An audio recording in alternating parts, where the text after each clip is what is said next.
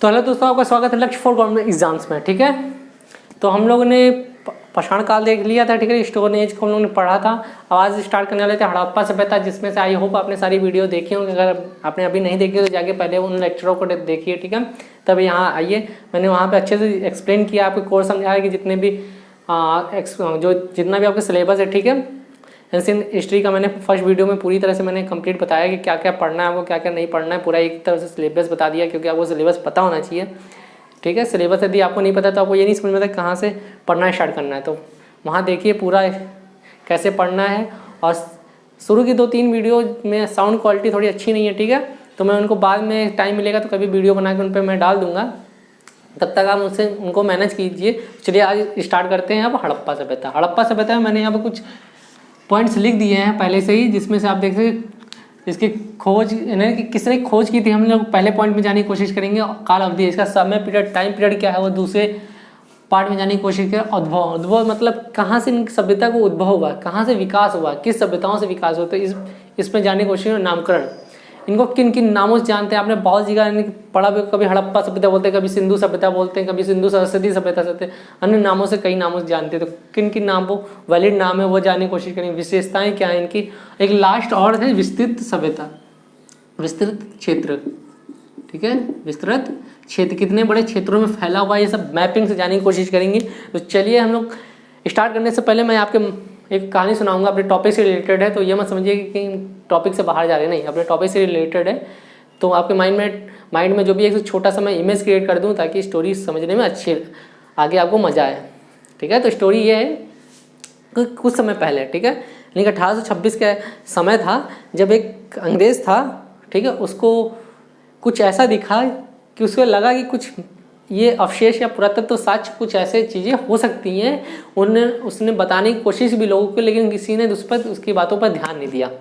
वैसे ही बात हो जाती है जैसे कि अपने इंडिया में होता है ना, कि कोई घटना या क्राइम घट जाती है, घटने वाली होती है, कोई उसको पता है कि हो सकता है, वो इन्फॉर्म भी करता है किसी पुलिस वालों को या स्टेशन में, लेकिन कोई इस पर उतनी जल्दी सुनवाई नहीं होती। घटना या घटित होने के बाद ही उस पर एक्शन होता है। तो यहाँ पे भी कुछ ऐसा ही हुआ कि घटना घट गई, यानी कि हड़प्पा सभ्यता जो भी स्थल था उसका 80% जो भी भाग था उसको नष्ट हो गया। ठीक है, तब लोगों का इस पर ध्यान गया। कैसे नष्ट हुआ वो आगे बात करेंगे। जो अंग्रेज हैं, जानते हो, गोरी चमड़ियों के होते हैं, और वो कहाँ से आए, ठंडे इलाकों से आएंगे। हम जहाँ रहते हैं वहाँ पे इतनी गर्मी होती है जो कि आम लोग झेल नहीं सकता। ठीक है, तो वहाँ से आए यहाँ पे। अब इनको कराची से लाहौर जाने में बड़ी दिक्कत होती थी। कहाँ से? कराची से लाहौर जाने में बड़ी दिक्कत होती थी। ठीक है, तो इसके बीच में हड़प्पा एक स्थल था, तो दिक्कत होती थी। तो उन्होंने क्या कहा, चलो रेलवे लाइन वहाँ बनवा देते हैं, ताकि जाने में आसानी होगी। इसमें आराम से AC लगी होगी, आराम से बैठ के जाएंगे। ठीक है, ठंडा ठंडा अंदर होगा। गाड़ी से जाने में बहुत टाइम लग जाता है और उनकी हालत पंचर हो जाती है। तो उन्होंने कहा कि आराम से मौज मस्ती खाते पीते ट्रेन के अंदर जाएंगे, सोते पीते, तो ये बढ़िया रहेगा। तो ऐसे बिछवा देते हैं ताकि सारे काम आसानी से, सुविधाएँ हो सकें। तो उन्होंने रेलवे लाइन लगवाने के लिए बटन बहादुर को हायर किया। ठीक है, बटन बहादुर 2 थे, जिसमें जॉन बटन था और विलियम बटन था, जो कि अभी मैं आगे लिखूंगा, तो स्टोरी सुनिए। तो ये लोग थे। तो जब खुदाई 80% हो गई, रेलवे लाइन बिछ गई और नष्ट हो गए पुरातत्व साक्ष्य 80%, तब लोगों का ध्यान आकर्षित हुआ। तब स्टार्टिंग हुई आके यहाँ से खुदाई होना स्टार्ट हुआ, यानी कि इन साक्ष्यों पर ध्यान लोगों का जाना स्टार्ट हुआ। तो चलिए अब एक एक लिखते चलते हैं, आगे समझते। स्टार्टिंग कब से हुई थी, तो मैंने बात किया। तो पहला स्टार्टिंग कब था आपका? 1826। ठीक है, 1826 वही सन था जब उस व्यक्ति का क्या नाम था, उसका व्यक्ति का नाम था चार्ल्स मैसन। ठीक है, उस व्यक्ति का क्या नाम था? चार्ल्स मैसन, उस व्यक्ति का नाम था। फिर टाइम बीता। ठीक है, इसी ने ध्यान आकर्षित किया था, लेकिन किसी ने ध्यान नहीं दिया। टाइम कब आ गया? 1856, सन 1856। यहीं पे बटन बंधु, कौन? बटन बंधु वही थे जिनको रेलवे लाइन बिछाने के लिए काम दिया गया था। ठीक है, फिर रेलवे लाइन बिछा रहे थे, खुदाई कर रहे थे, तो वहाँ से अवशेष जो भी वहाँ से निकलने लगे। क्या? वहाँ से ब्रिक्स निकलने लगे। ठीक है, ब्रिक्स निकलने लगे तो उन्होंने खुदाई करते काफ़ी ब्रिक्स निकलने लगे। तो इनको बहुत ही मज़ा आ गया, बहुत ही खुश हो गए। ठीक है, हैप्पीनेस के इनके अंदर भाव आने लगे थे। क्यों आने लगे थे? पहले इनका खर्चा आने वाला था 10 रुपया, अब खर्चा आएगा 6 रुपया, बचेगा कितना? 4 रुपया और बच जाएगा। यानी 4 रुपये बचेगा तो इनका कुछ और भी कर सकते हैं 4 रुपये से, इनके 4 रुपये और बच रहा था, वो बहुत खुशी थे, ये तो बहुत खुशी की बात थी इनके लिए, ठीक है। तो उन्होंने ईंटें निकाले और रेलवे लाइन के अंदर उसको बिछा डाला। कितने परसेंट? 80% ईंटें उन्होंने खुदाई से निकाल डाले, बचे 20%, 60 यानी 80% साथ जो भी थे पुरातत्व नष्ट हो चुके थे, ठीक है, बचे थे 20%। तब लोगों का ध्यान इस टीले की तरफ आकर्षित हुआ। जब टीले की तरफ आकर्षित हुआ तब यहाँ से प्रॉपर अब खुदाई इन साक्ष्यों के पर स्टार्ट हुई, ठीक है। तो सबसे पहले किसके नेतृत्व में खुदाई स्टार्ट हुई थी? तो 1853 से, याद रखिएगा 1853 से 1856 के बीच कौन थे? अलेक्जेंडर कनिंघम थे,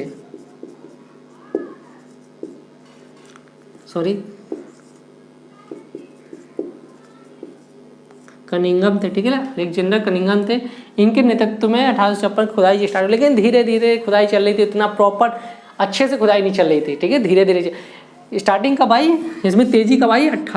1921 में तेजी आई। कब आई? जब जो जॉन मार्शल, ठीक है, कौन? जॉन सर मार्शल, ये अध्यक्ष बने। किसके अध्यक्ष बने? भारतीय पुरातत्व एवं सर्वेक्षण विभाग के अध्यक्ष बने, ठीक है, निदेशक बने। तो इनके के बाद ही खुदाई स्टार्ट हुई। इनके निर्देशन में किसकी अध्यक्षता में? इसके निर्देशन में किसके? इनकी अध्यक्षता में किसकी? वो थे दयाराम साहनी। कौन थे? दयाराम साहनी, ठीक है। ये व्यक्ति थे जिनके अध्यक्षता में किसकी खुदाई स्टार्ट हुई? हड़प्पा की खुदाई स्टार्ट हुई, याद रखिएगा। इन्हीं को हड़प्पा का खोजकर्ता के रूप में जानते हैं। कब हुई? 1921 में स्टार्टिंग हुई हड़प्पा की, ठीक है। इनके अध्यक्षता में स्टार्ट हुई, इसीलिए इनको कहा गया, इन्हीं को खोजकर्ता के रूप में जाना जाता है। यदि दूसरे स्थल की बात करें, जो सबसे बड़ा स्थल था मोहनजोदड़ो, तो उनके खोजकर्ता के रूप में किसे जानते हैं? राखल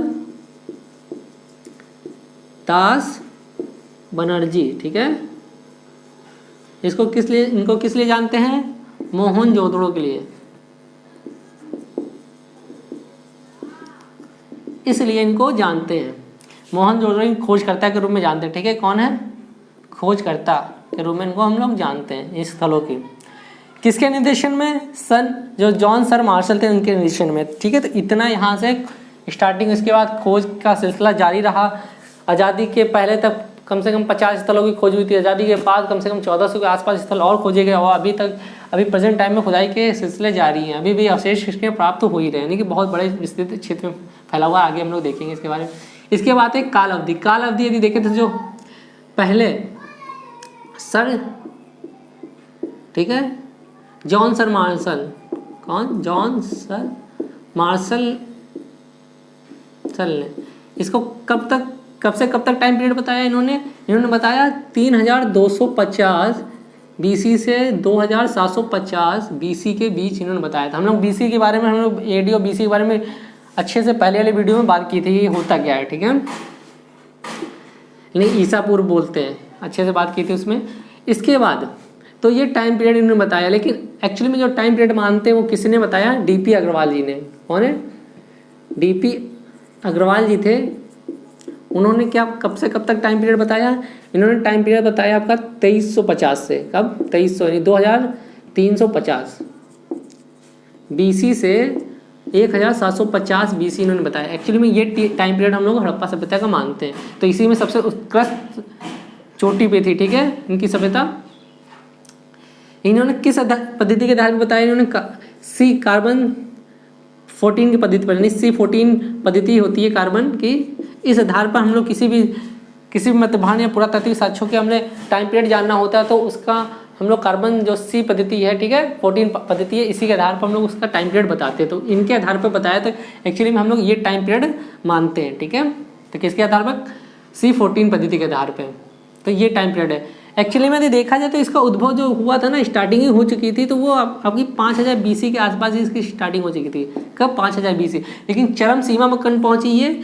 जब पूरी विकसित अवस्था में कब पहुंची? तो ये 2300 से 1700 के बीच में, यानी कि यहाँ पे इनकी बहुत विकास हुआ। इनके घर हमें पक्के ईंटों के देखने को मिलते हैं और नालियाँ भी पक्की, बाकी बहुत सारी बातें हम लोग आगे करेंगे, ठीक है। तो ये हम लोग को देखने को मिलता है। तो 5000 से मैं इनकी स्टार्टिंग हुई थी, लेकिन एक्चुअली में ये था, ठीक है। एग्जाम में आपको ये क्वेश्चन पूछेगा, वो तो मैंने आपके फैक्ट के ज्ञान के लिए कब से टाइम पीरियड, ठीक। तो यह देखिए, अब उद्भव के बारे में बात करें तो दो मत है, एक विदेशी और देसी मत। देसी मत में भी दो टाइप्स है, जो पहले विदेशी देख लेते हैं। विदेशी मत, ठीक है। विदेशी मत की बात करें तो इसमें जो विदेशी मत में लोग कहते हैं कि सुमेरियन सभ्यता से इस सभ्यता का उद्भव हुआ। कौन सी? मिस्र की सभ्यता, इजिप्ट वाली, ठीक है, मिस्र की, उसके बाद सुमेरियन, फिर हड़प्पा। तो यह है, तो इस सभ्यता का यानी कि सुमेरियन सभ्यता से हड़प्पा सभ्यता का विकास हुआ। लोग कहते जो विदेशी मत है इनका कहना ये है। कौन वो मानते हैं? तो कौन लोग हैं जो इनका कहना है? तो वो क्रेमर है। कौन है? क्रेमर है। गार्डन चाइल्ड है। कौन है गार्डन चाइल्ड? याद कीजिए, नवपाषाण कालीन जो क्रांति शब्द का यूज़ किया था इन्होंने किया था। नवपाषाण कालीन क्रांति इन्होंने कहा था, ठीक है। ये क्वेश्चन बनता है यहाँ से। उसके बाद जो जॉन मार्शल हैं इन्होंने कहा, ठीक है, सुमेरियन सभ्यता से इसका विकास हुआ। लेकिन ये उचित नहीं है, ठीक है। यदि अगर हम लोग देखें तो ये उचित नहीं है। इनके 900 अक्षर हमें प्राप्त होते हैं, 900 अक्षर प्राप्त होते हैं, जिनमें से कुछ अक्षर पढ़े जा चुके हैं, लेकिन यहाँ पे 400 के अक्षर प्राप्त होते हैं। दोनों में कोई मैचिंग नहीं है। इन अक्षरों में जो प्राप्त है दोनों में कोई मैचिंग, हम लोग इनको अभी तक पढ़ नहीं सके हैं, ठीक है। इनमें पढ़ा जा सकता है लेकिन कुछ अक्षर, लेकिन इसमें एक भी हम लोग अक्षरों को नहीं पढ़ सके हैं, ठीक है। तो ये ध्यान रखिएगा। तो हम लोग ये नहीं कह सकते कि समानता है। हाँ, कुछ एक दो समानताएं हम लोग देखने को मिलती है, लेकिन 90% हमें इनमें कोई समानता नहीं है यदि हम लोग बात करें तो वहीं पे फिर दूसरा मत कौन था? दूसरा यदि देखें तो वो देसी मत था। देसी मत में भी दो मत हैं। एक द्रविड़ सभ्यता को मानते हैं, द्रविड़ सभ्यता से इसका उद्भव हुआ। एक मानते हैं सोथी सभ्यता थे, सोथी सभ्यता या संस्कृति से, ठीक है, इससे मानते हैं। द्रविड़ सभ्यता से बात करें हम लोग तो इसमें कौन मानने वाले हैं? तो इनको मानने वाले रामचंद्रन जी हैं, ठीक है। ये रामचंद्रन जी हैं जो मानने वाले हैं। और एक दूसरे यदि बात करें तो वो लक्ष्मण दास जी हैं। तो ये और भी इसके अलावा लोग हैं, ठीक है, जो कि द्रविड़ सभ्यता से मानते हैं। वहीं सोथी संस्कृति की बात करें तो इसमें भी काफ़ी लोग हैं, जिनमें से अमलानंद घोष पहले वो व्यक्ति हैं, और दूसरे कौन? डीपी अग्रवाल। डीपी अग्रवाल, अभी बात की डीपी अग्रवाल कौन थे? जिन्होंने टाइम पीरियड निर्धारित किया, ठीक है। जो सोथी सभ्यता है, संस्कृति है, इसकी खोजकर्ता कौन है? तो अमलानंद घोष है, ठीक है। खोजकर्ता कौन है? अमलानंद घोष है। कब खोजे थे इनको? तो 1953 में इसकी खोज की थी इन्होंने, याद रखिएगा, 1953 में इसकी खोज की थी। ये लोग सोथी सभ्यता से मानते हैं। ये सोथी सभ्यता थी कहाँ या है कहाँ, ये क्वेश्चन बन सकता है। तो राजस्थान वाले एरिया में है, ठीक है, राजस्थान में है ये सोथी सभ्यता थी। तो यहाँ से लोग देशी विदेशी मत में तो सुमेरियन सभ्यता से और देसी मत में दो मत हैं, ठीक है। द्रविड़ से भी कुछ लोग मानते हैं और वहाँ सोथी सभ्यता से इनका उद्भव हुआ कुछ लोग मानते हैं। तो वो अपने अपने मत है। हम लोग को पढ़ने से मतलब है, ठीक है, जानने से मतलब है। ये विद्वान है, कुछ भी डिसाइड कर सकते हैं इनकी। तो ये कुछ था, ठीक है। अब आते हैं नामकरण। नामकरण की बात करें तो इनमें 3 नाम है। कितने नाम हैं? इनके 3 नेम हैं, जिसमें से पहला इसको हम लोग हड़प्पा सभ्यता, पहले आपने देखी है, हड़प्पा सभ्यता के नाम से जानते हैं, ठीक है। दूसरी की बात करें हम लोग तो इसमें सिंधु सभ्यता के नाम से जानते हैं, ठीक है, सिंधु सभ्यता के नाम से इसको जानते हैं। और तीसरी की बात करें तो इसे सिंधु सरस्वती सभ्यता के नाम से जानते हैं, सिंधु सरस्वती, ठीक है, सभ्यता के नाम से जानते हैं। अब जरा से बाल क्यों ही इनको हड़प्पा सभ्यता तो क्यों जानते हैं? तो हड़प्पा के जो पहला स्थल खोजा गया था इस सभ्यता का, तो वो पहला स्थल था हड़प्पा सभ्यता ही था, ठीक है। उसी की खुदाई पहली हुई थी, इसी के नाम पे, नहीं कि जो पहला स्थल था इसी के नाम पे इसका नामकरण किया गया था, हड़प्पा सभ्यता। दूसरा सिंधु सभ्यता, इस सिंधु नदी पर बसा हुआ सभ्यता थी, ठीक है। सिंधु अभी देखेंगे मैप में, जब देखेंगे सिंधु नदी है उस पर बसी हुई सभ्यता थी, इसलिए सिंधु सभ्यता के नाम से। और इस सभ्यता में 2 नदियाँ जो महत्वपूर्ण थी, सिंधु सरस्वती नदियाँ, ठीक है, जो राजस्थान में सरस्वती नदी है या विलुप्त हो चुकी है, ठीक है, अब ये सूख चुकी है, अभी हमको दिखाई नहीं देती है। तो इस नदी के तट पे ये सभ्यता बसी थी दोनों, इसीलिए सिंधु सरस्वती सभ्यता के नाम से इसको जानते हैं, ठीक है। तो इतनी सी बात थी इसमें। तो ये 3 पॉइंट तो आपको इसको नोट कर लीजिए, मैं स्क्रीनशॉट ले लीजिए, ठीक है, इसका स्क्रीनशॉट ले लीजिए। इसके बाद हम लोग आते हैं विशेषता पे। इनकी विशेषताएं क्या थी? तो विशेषताएं देखते हैं।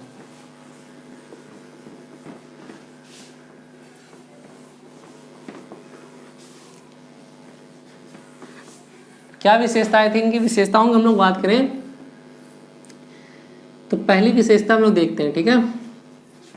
इसको मैं पूरा ही रेस कर देता हूँ।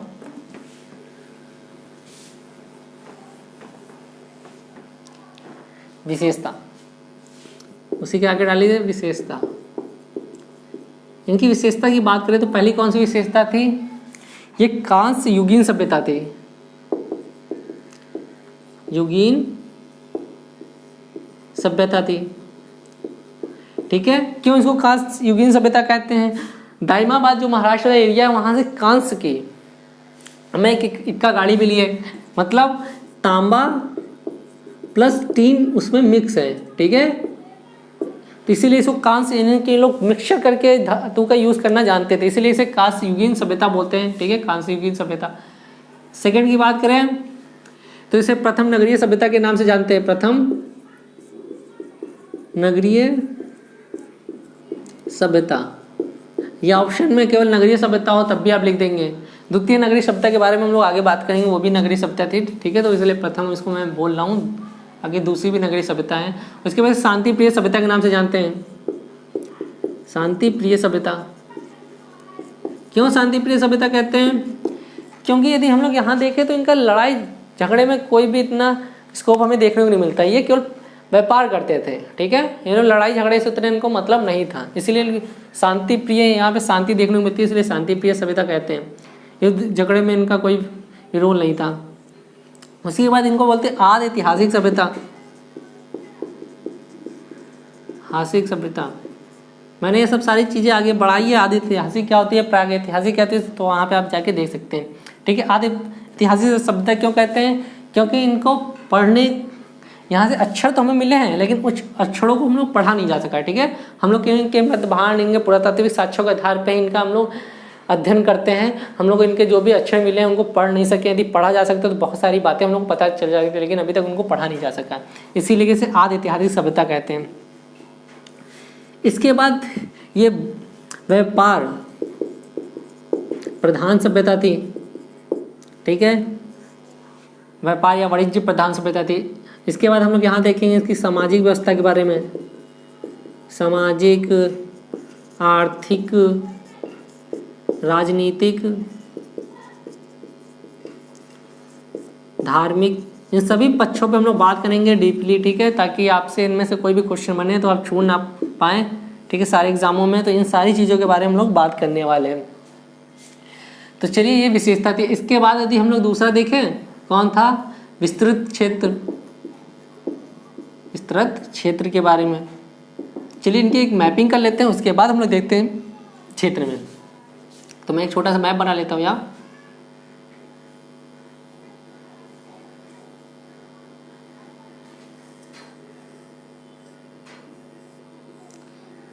ठीक है, तो ये जो सबसे उत्तरी भाग स्थल की बात करें ना, तो सबसे उत्तरी स्थल जम्मू कश्मीर में था।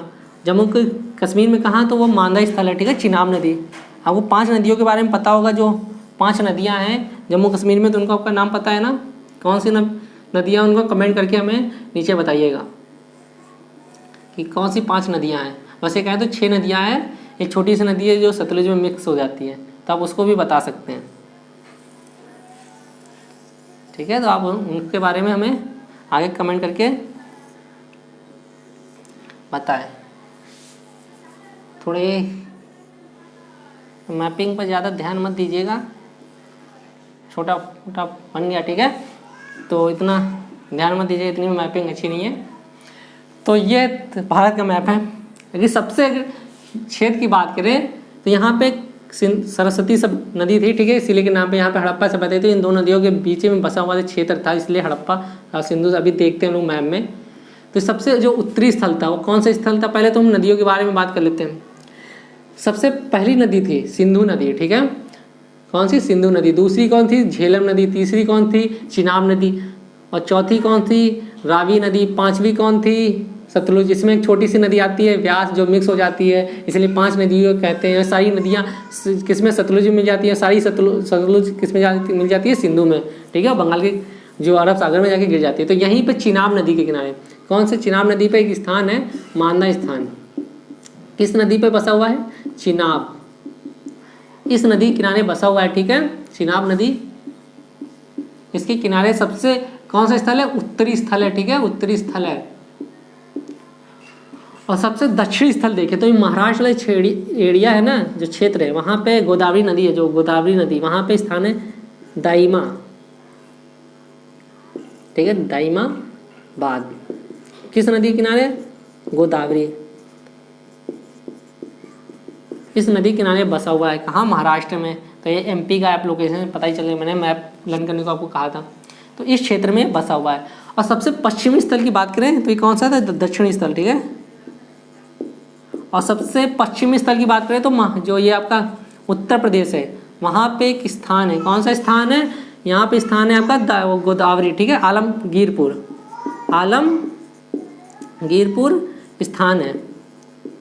आलमगीरपुर किस नदी के किनारे है? तो हिंडन नदी किनारे है, ठीक है, हिंडन नदी है। कहाँ पे है हिंडन नदी? तो उत्तर प्रदेश में है।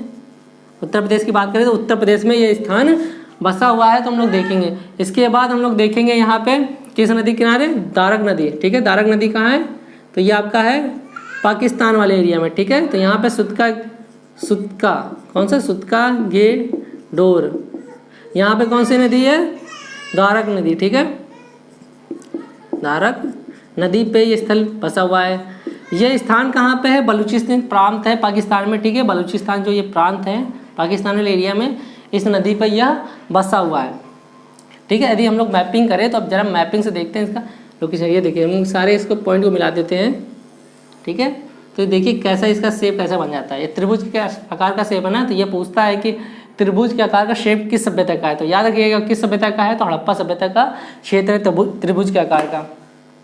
इसके बाद अगर इसकी लंबाई की बात करें, इस लंबाई की बात करें तो ये है 1300 किलोमीटर में फैला हुआ, ठीक है। 1300 किलोमीटर में इसकी यही लंबाई है, जो कि सुतका गेडोर से लेके दाइमाबाद तक की इसकी लंबाई। अगर यहाँ से बात करें, ठीक है, उत्तर से पश्चिम के बीच में, सुतका गेडोर से आलमगीरपुर, ठीक है, आलमगीरपुर याद रखिएगा। तो यहाँ तक का जो क्षेत्र है ये 1600 किलोमीटर है। कितना? 1600 किलोमीटर। अगर ये उत्तर से दक्षिण देखें तो ये है आपका 1400 किलोमीटर। सोच सकते हैं कि इतने लंबे एरिया क्षेत्रफल में फैला हुआ है। तो ये कुछ है। यहीं पे अगर बात करें तो यहाँ पे 2 स्थल हैं, ठीक है। अफगानिस्तान वाली जो अफगानिस्तान का एरिया है, इस वाले एरिया में यहाँ पे 2 स्थल हैं, ठीक है। तो अभी आगे मैं आपको बताने वाला हूँ। तो इतना ये मैप में ये आपको ध्यान रखना है। यहीं पे यदि देखें तो ये वाला जो प्रांत है ना, ये पंजाब का है। यहीं पे पंजाब राज्य है, ये पाकिस्तान में पंजाब प्रांत बोलते हैं, ठीक है, वहाँ प्रांत बोलते हैं। तो ये पंजाब का प्रांत है और ये आपका सिंध का प्रांत है, ठीक है। सिंध प्रांत या सिंध क्षेत्र है। यहीं पे आपका हड़प्पा इसी क्षेत्र में है, ठीक है। इसी में हड़प्पा, यहाँ पे आपका मोहनजोदड़ो है। इस इलाके में क्या है? मोहनजोदड़ो है, ठीक है। मैं शॉर्ट फॉर्म में लिखा था। यहीं पे हड़प्पा है। तो ये चीज़ें यहाँ पे है। और अब थोड़ी बात कर लेते हैं उसके बाद। मैं इसको रेस कर रहा हूँ। आज़ादी से पहले यदि देखें तो भारत में स्वतंत्रता से पहले केवल 40 स्थान थे, जो कि मैंने बताया। कितने? यदि मैप में करें स्वतंत्रता से पहले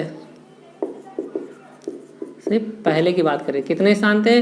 केवल 40 स्थान थे। स्वतंत्रता के बाद कितने थे? ठीक है, कितने थे? तो ये 1400 के आसपास। अभी भी अब टोटल यदि देखें तो 1400 या 1500 अब टोटल हो चुके हैं, ठीक है। इनमें से यदि बात करें तो पाकिस्तान में कितने पाकिस्तान में केवल 500 ही स्थल पाकिस्तान में है। और इसमें से भारत की बात करें तो कितने हैं? भारत में 1000 स्थल भारत के अंदर हैं, ठीक है। भारत में कितने हैं? 1000 स्थल रह गए हैं, जिसमें से बड़े जो स्थल हैं, इंपॉर्टेंट स्थल हैं, वो पाकिस्तान में चले गए हैं। जिसमें से मोहनजोदड़ो है, जबकि अभी मैं नाम लिखवाने वाला हूँ, हड़प्पा है, चनहोदड़ो है, ठीक है। तो बड़े बड़े जो स्थल है वहाँ चले गए हैं। हमारे यहाँ भी कुछ स्थल है, लेकिन जो बड़े स्थल है वो यहाँ पे चले गए हैं। सबसे ज़्यादा जो साक्ष्य मिलते हैं वो हम मिलते हैं हमें मोहनजोदड़ो से, ठीक है। हड़प्पा वो तो पूरी तरह से नष्ट हो गया था, लेकिन तो वहाँ सबसे इम्पोर्टेंट स्थल वही था, सबसे बड़ा यदि देखा जाए तो क्षेत्रफल में जितने भी क्षेत्र हैं उनमें सबसे फैला हुआ सबसे बड़ा वही था। तो ये बातें थी। अब जरा इनके स्थानों की बात करें तो अभी मैंने बताया। और 2 स्थल कहाँ गए? 2 स्थल और हैं। ये किन क्षेत्रों में फैला है? तो पहले पाकिस्तान, भारत और अफगानिस्तान 3 क्षेत्रों में फैला हुआ है। याद रखिएगा 3 क्षेत्रों में इनका फैला हुआ है। कौन सा? अफगानिस्तान अफगानिस्तान में कौन से स्थान है? तो अफगानिस्तान में 2 क्षेत्र है, जो अफगानिस्तान वाला ये एरिया है, यहाँ पे 2 क्षेत्र है। कौन सा है? सुतेगुई, सुतेतुगुई, ठीक है, ये स्थान है। या इसको बोलते हैं सुगेतगोई, सॉरी सुतेगोई, तो ये स्थान भी बोलते हैं। या दूसरा स्थान लिखे मुंडीगा, क्या है? मुंडीगाक, ये स्थान है। 2 स्थान है, कहाँ पे है? अफगानिस्तान में। ये 2 ही स्थान अफगानिस्तान में। तो ये क्वेश्चन में बहुत पूछता है, क्योंकि 2 स्थान अफगानिस्तान में, तो जाहिर सी बात है ये क्वेश्चन पूछेगा। ऐसे छोटे वाले लेवल में एग्जाम में तो ये पूछता है। तो 3 स्थानों में फैला हुआ है। भारत की बात करें तो भारत में कहाँ कहाँ फैला हुआ है? पंजाब है, हरियाणा है, राजस्थान है, उत्तर प्रदेश है, ठीक है, गुजरात है। तो इन क्षेत्रों में यहाँ फैला हुआ, जम्मू कश्मीर है, तो इन क्षेत्रों में ये भारत में फैला हुआ है, ठीक है। और पाकिस्तान की बात करें तो पंजाब प्रांत, सिंध प्रांत, बलूचिस्तान जो प्रांत है, तो उन क्षेत्रों में फैला हुआ है। तो इतने नेम हैं जो महत्वपूर्ण स्थल हैं, ठीक है। इनमें से जो महत्वपूर्ण स्थल है कौन कौन से हम लोग पढ़ने वाले हैं, तो मैं यहाँ लिखता हूँ कौन कौन से स्थल हैं। तो मैं इसको रेस कर रहा हूँ, ठीक है, मैं यहीं पर नेम लिख देता हूँ।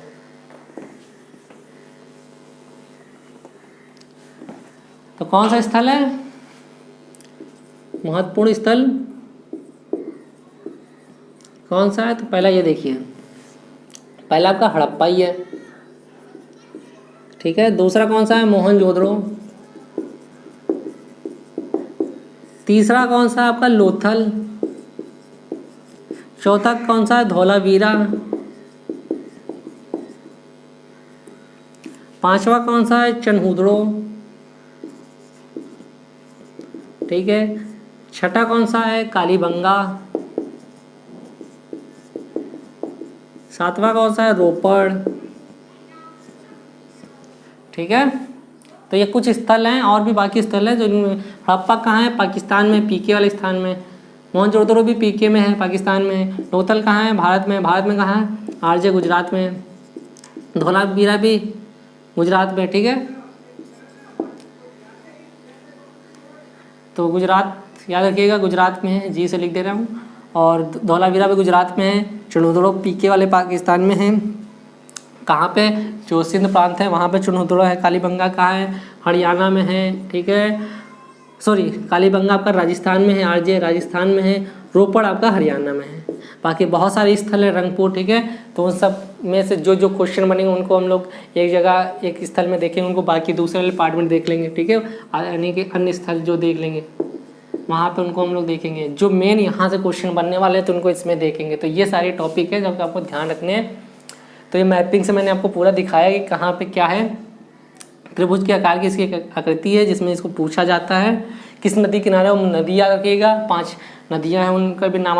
वो नदियों के बारे में हम लोग वैदिक सभ्यता में अच्छे से पढ़ेंगे क्योंकि उनका अलग अलग नाम है, विस्ता, ठीक है। तो अलग अलग नियमों से उनको जानते हैं, तो आप वहाँ पर हम लोग पढ़ेंगे। तो ये सारे टॉपिक में पहले पार्ट में। अब सेकंड पार्ट में हम लोग इस स्थल के बारे में जानने की कोशिश करेंगे, जितने भी इसके स्थल है। तो ये था फर्स्ट पार्ट। अगर आपको अच्छा लगा हो, ठीक है, तो लाइक करें और कमेंट करके हमें बताएं कैसा लगा। यदि कुछ डाउट हो तो आप हमें डिस्क्रिप्शन बॉक्स में लिंक है, उस पर जाके व्हाट्सएप पे, टेलीग्राम या ट्विटर किसी भी पे आप जाके वहाँ पे अपने डाउट पूछ सकते हैं, क्वेश्चन कर सकते हैं, ठीक है। इसके अलावा आप पीछे की वीडियो देखें और मॉडर्न हिस्ट्री आप जाके शुभम सर से पढ़ सकते हैं, वो काफ़ी उन्होंने अच्छा पढ़ाया है। हम लोग आपका टॉपिक जो भी है बहुत जल्द से जल्द ख़त्म करना चाहते हैं, इसलिए शुभम सर आपको वो पढ़ा रहे हैं। इसके बाद पूरी जीके, यदि जीके की बात करें तो जीके का जो 50% है, ठीक है, 50% वो केवल हिस्ट्री से क्वेश्चन आते हैं, ठीक है। जो 50% बच गया जीके में, उसमें से जीके, करंट अफेयर, जितने भी टॉपिक आ जाते हैं इसको हिस्ट्री के लिए ही छोड़ दे। हिस्ट्री है इसमें, ठीक है, उसके लिए। अब बाकी जो बच गया 50%, उनमें से सारे करंट अफेयर, पॉलिटिकल, ज्योग्राफी, सारी चीज़ें आती हैं, ठीक है।